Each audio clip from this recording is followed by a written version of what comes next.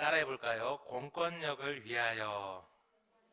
네, 오늘 대림절 둘째 주일 공권력을 위하여라는 제목으로 하나님 말씀을 전하겠습니다.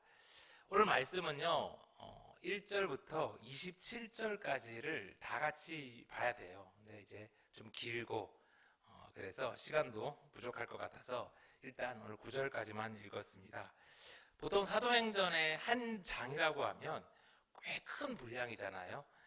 아시아의 전체 전도 여행 몇 년에 걸친 그런 사건이라든지 아니면 죽었던 유두고를 살린 그런 놀라운 기적이라든지 그런 많은 일들이 기록될 분량인데 오늘 사도행전 24장에는 단 하나의 그 바울의 재판 그 사건만을 아주 길고 자세하게 기록하고 있습니다.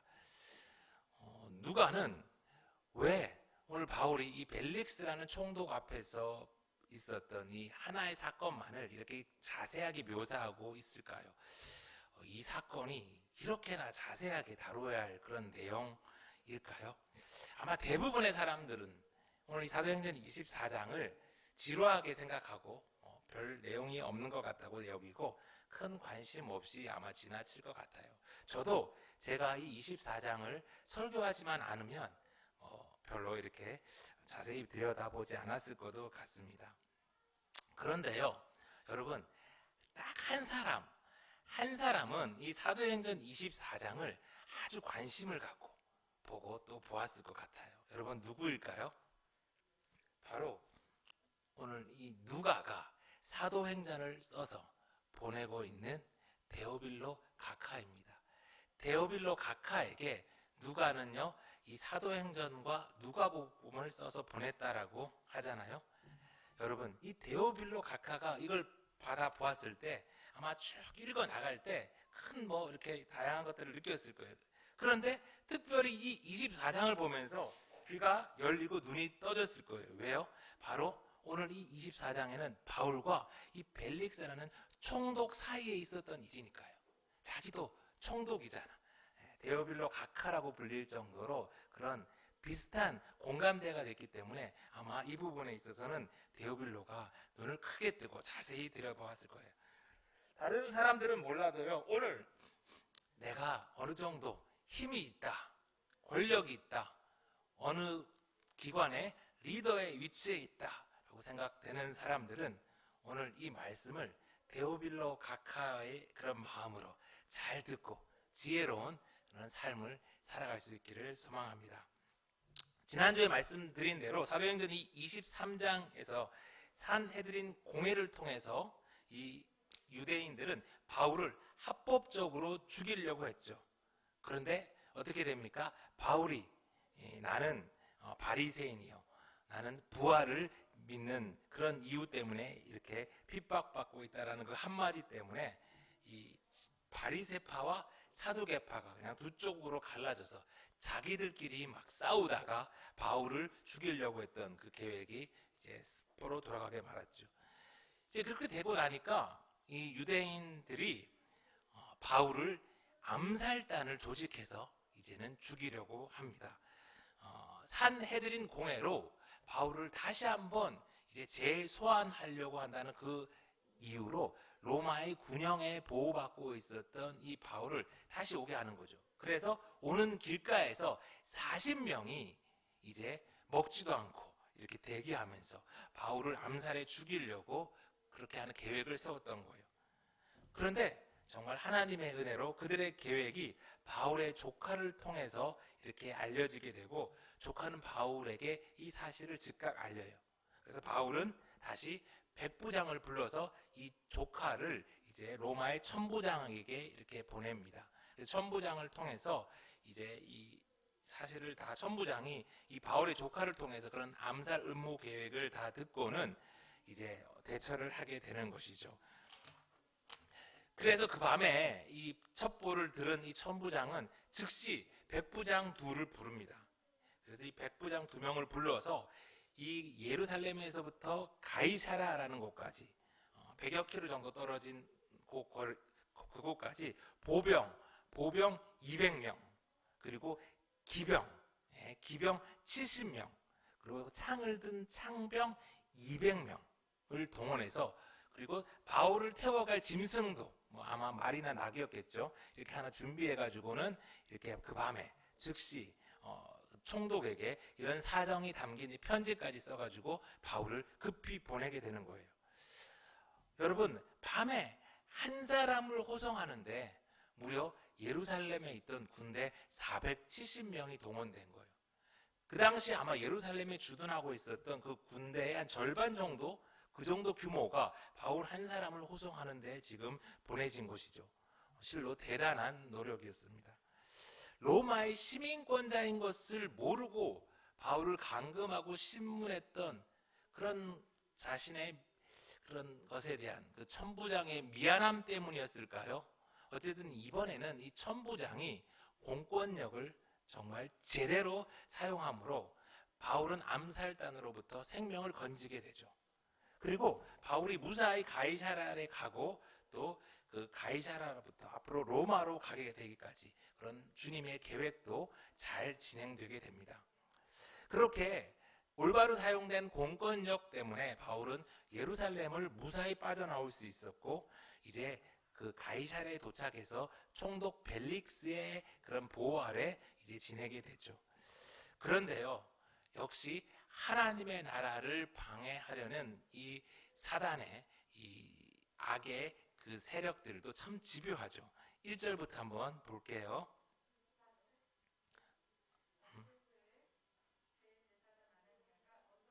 한 변호사 더둘로와 함께 내려와서 총독 앞에서 바울을 고발하니라. 네, 대제사장과 이 장로들이 유명한 변호사 더둘로를 이렇게 앞세워서 가이사랴까지 찾아옵니다. 그리고는 바울을 총독에게 고발하는 거예요.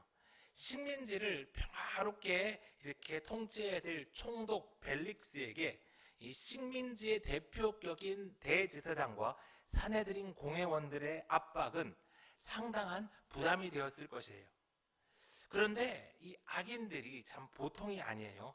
그냥 우르르 몰려와서 바울을 죽여라 죽여라 이렇게 압박했으면, 아이씨 니들이 뭔데 나한테 죽이라 말라 이렇게 해. 그래서 기분 나빠가지고 그들의 요구를 들어주지 않았을지도 모르는데, 그들이 대표로 이제 보낸 이 변호사 더둘로의 이야기를 다시 한번 들어보세요. 2절부터. 더둘로가 고발하여 이르되 벨릭스 각하여 우리가 당신을 힘입어 태평을 누리고 또 이 민족이 당신의 선견으로 말미암아 여러 가지로 개선된 것을 우리가 어느 모양으로나 어느 곳에서나 크게 감사하나이다. 당신을 더 괴롭게 아니하려 하여 우리가 대강 여짜옵나니 관용하여 들으시기를 원하나이다. 야, 이 식민지하에 있으면서 총독 각하 덕분에 우리가 태평성대를 누리고 있다. 이 모든 게 총독 당신의 탁월한 선견 때문이다라고 정말 아부의 달인입니다. 변호는 이렇게 해야 되는 것 같아요. 그렇게 사탕 발림을 하고 총독을 구워 삼고 나서 그 다음에 본색을 드러내죠.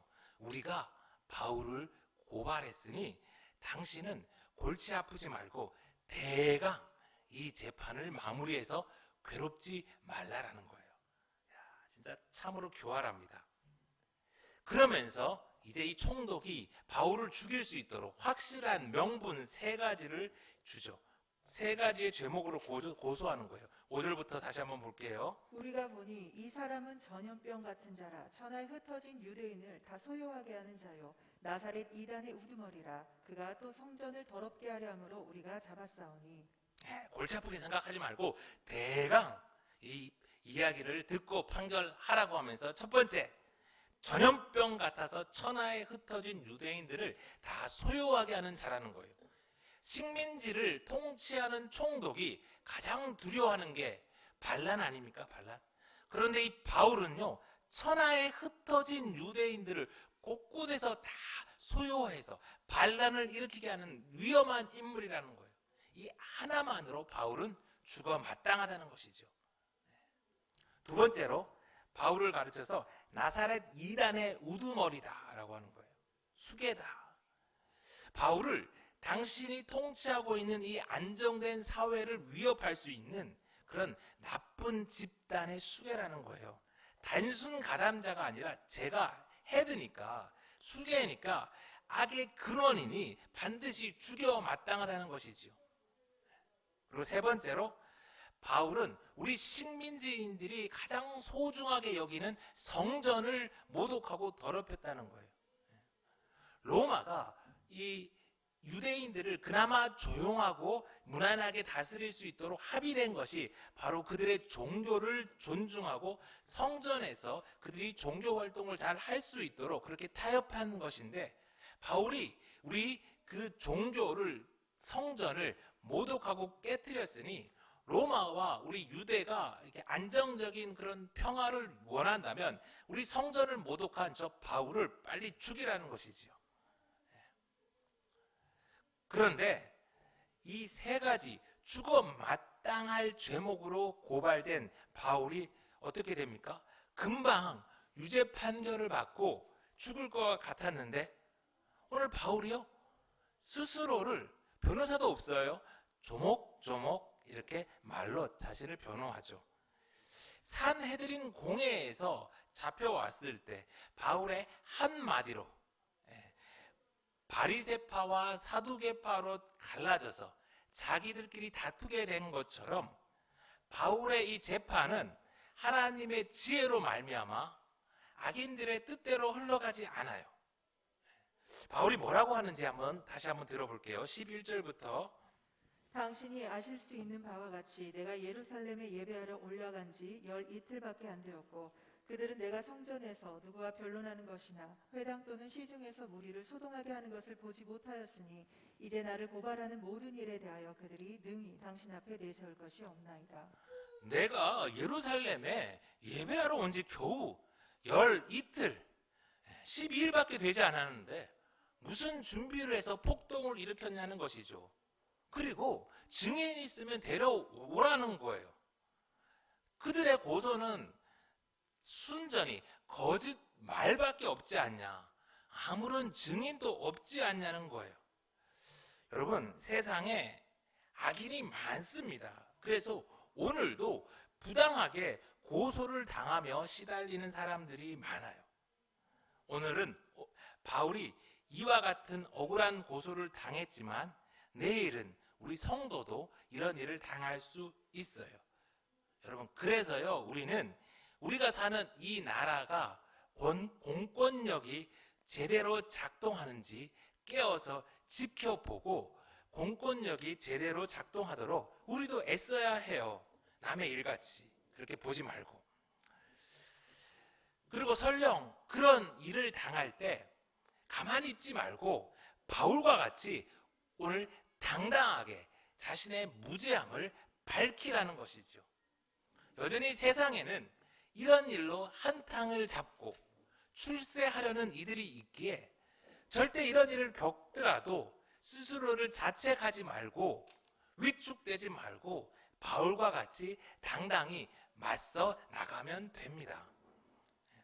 두 번째, 우리 바울의 변론 한번 보겠습니다. 14절부터. 나는 그들이 이단이라 하는 도를 따라 조상의 하나님을 섬기고 율법과 선지자들의 글에 기록된 것을 다 믿으며 그들이 기다리는 바 하나님께 향한 소망을 나도 가졌으니 곧 의인과 악인의 부활이 있으리라 함이니라. 이것으로 말미암아 나도 하나님과 사람에 대하여 항상 양심에 거리낌 없기를 힘쓰나이다.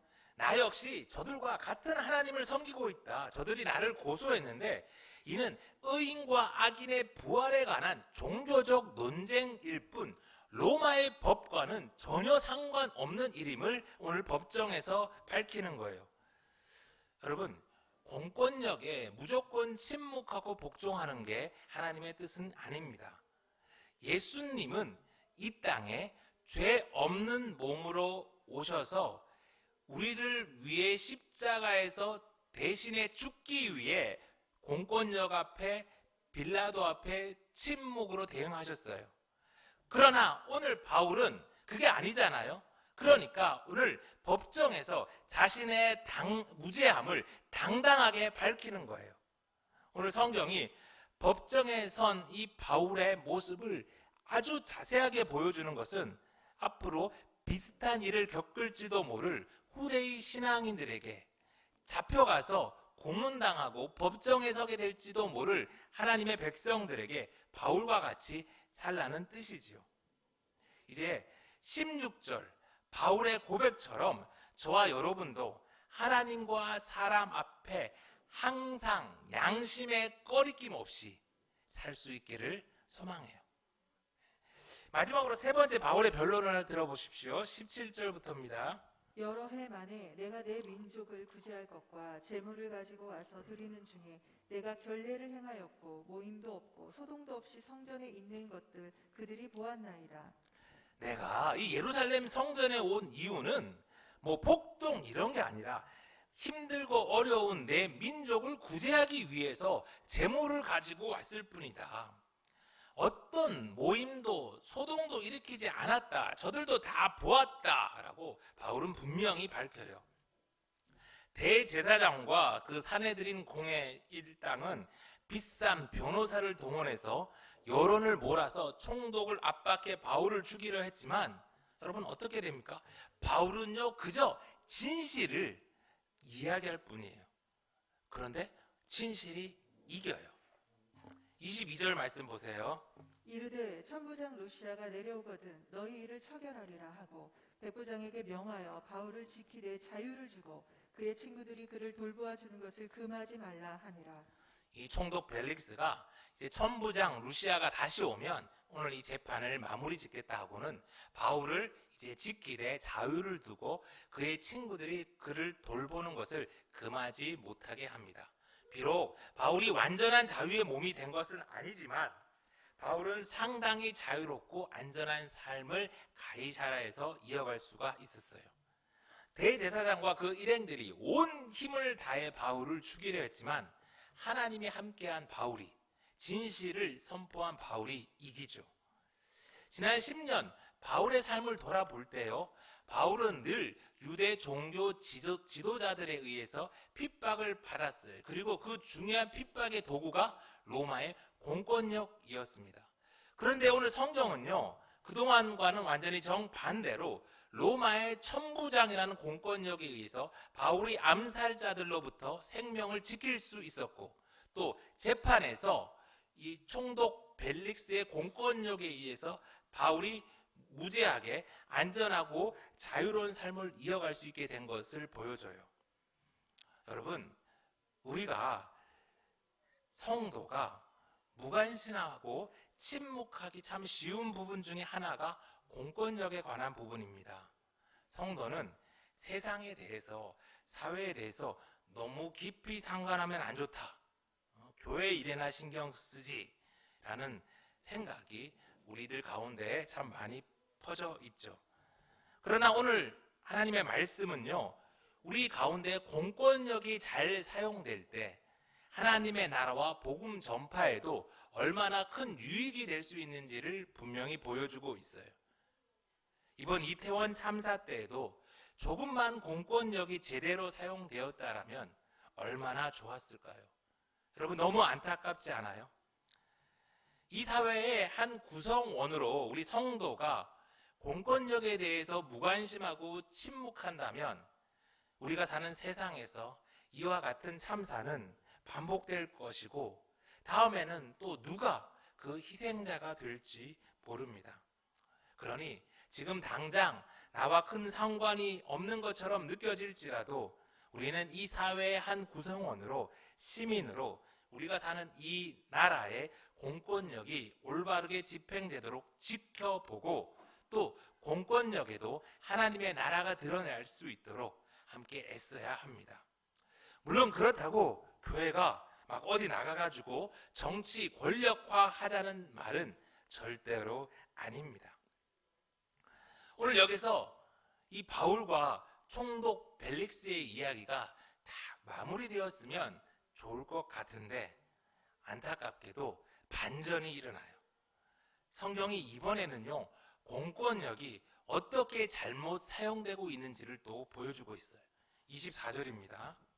수일 후에 벨릭스가 그 안에 유대 여자 드루실라와 함께 와서 바울을 불러 그리스도 예수 믿는 도를 듣거늘 바울이 의와 절제와 장차 오는 심판을 강론하니 벨릭스가 두려워하여 대답하되 지금은 가라 내가 틈이 있으면 너를 부르리라 하고. 바울을 고소했던 대제사장과 변호사 일행이 떠나자 이 총독 벨릭스 부부가 바울을 다시 부르는 거예요.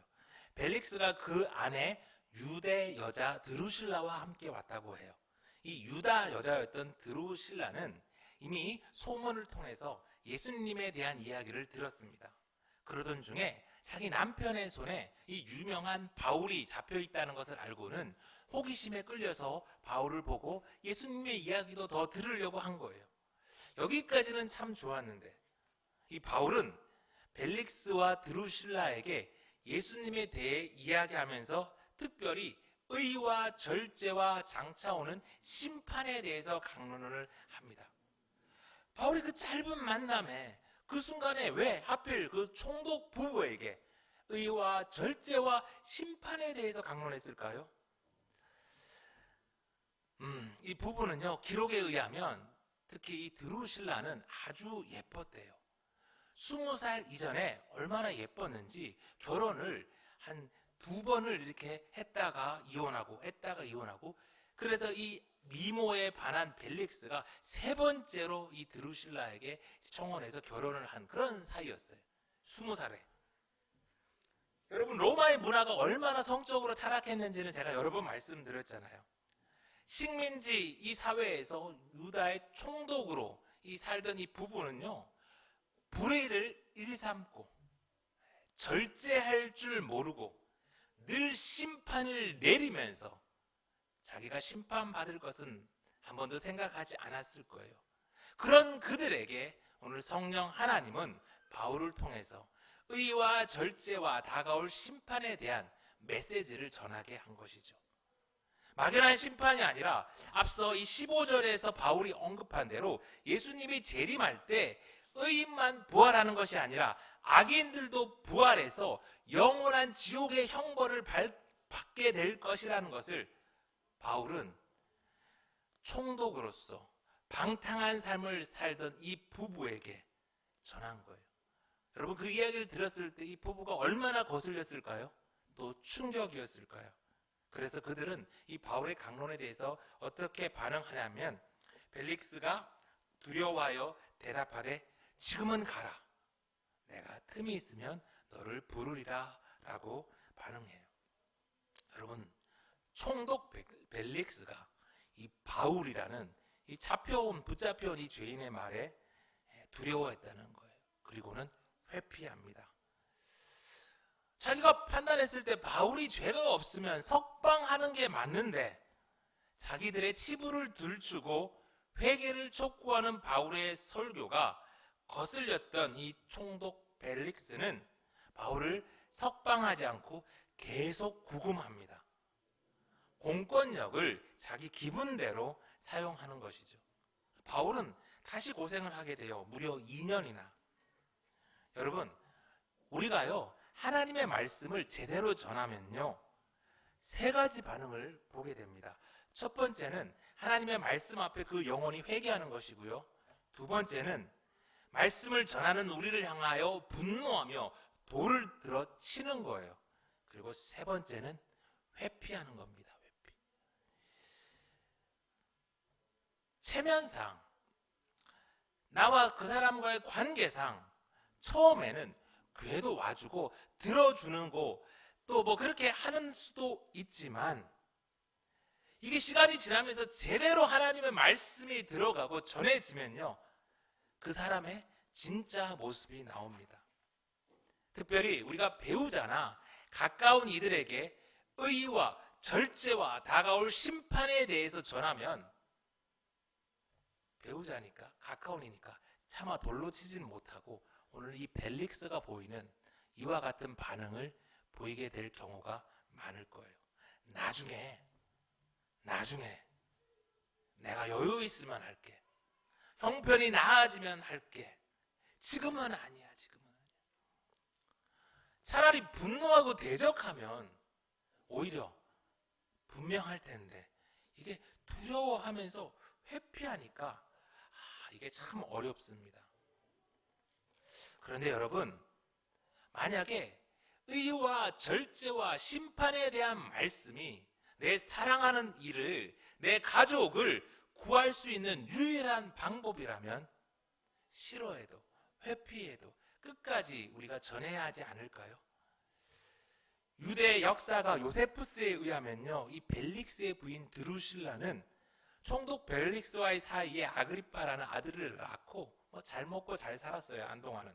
그런데요, AD 79년 유명한 베스비오 화산 폭발 때 그 아들과 함께 용암에 파묻혀 죽었다라고 합니다.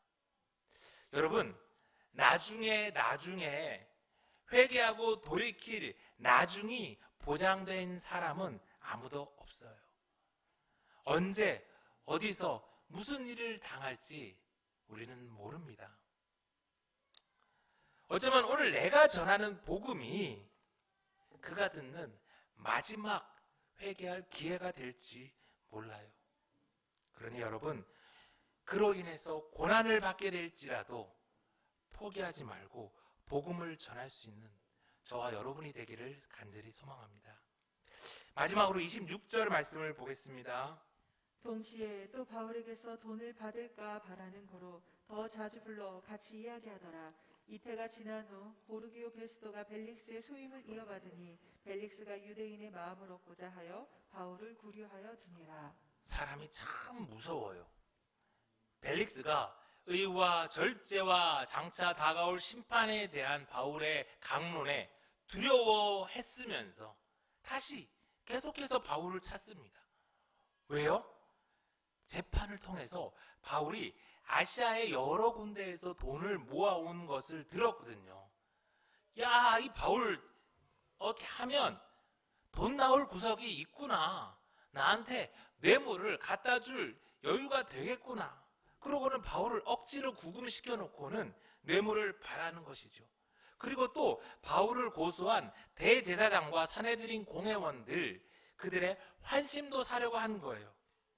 돈과 자기 유익을 위해서 바울을 억지로 구금시키게 고생하게 한 이 나쁜 놈이죠.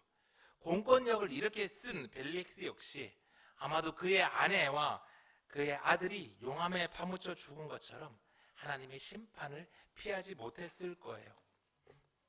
그런데 여러분, 이 불의한 공권력에 의해서 바울이 가이사라에 2년이나 구금되어서 아무런 전도 활동도 하지 못하고 하나님의 나라가 꽉 막혀버린 것 같았지만 그렇지 않아요. 23절에 기록된 대로 바울은 그의 친구들, 동역자들을 자유롭게 만날 수가 있었습니다. 바울은 구금된 그 2년 동안 많은 일들을 정리하면서 편지도 보내고 특별히 누가에게 많은 것들을 가르치고 전했어요. 그래서 이방인이었던 누가는 예수님에 대한 더 많은 것들을 알 수 있었고 또 근처에 있는 예루살렘과 나사렛, 유대 땅들을 다니면서 그 예수님에 관한 정보들을 수집해서 그는 마침내 누가복음을 쓸 수가 있게 된 거예요. 바울이 불의한 공권력에 의해 가이사라에 2년을 억울하게 갇혀 시간을 버린 것 같았지만 아니요, 하나님은 여전히 살아서 역사하고 계셨어요. 이제 말씀을 마쳐갑니다. 여러분, 공권력이 제대로 작동할 때는 바울은 억울한 죽음도 피할 수 있었고 생명도 지킬 수 있었습니다. 그러나 공권력이 제대로 작동하지 않자 또다시 억울한 감옥살이를 하게 되죠. 물론 공권력이 타락해도 하나님의 나라가 멈추는 것은 아니에요. 그러나 그 사이 바울이 얼마나 또 힘들었겠어요.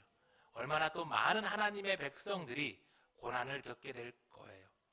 그래서 우리는 이 나라의 한 구성원으로서 교회 안의 문제뿐 아니라 교회 밖, 또 세상의 공권력에 대해서도 관심을 갖고 그곳에서도 하나님의 나라가 임하도록 애써야 합니다.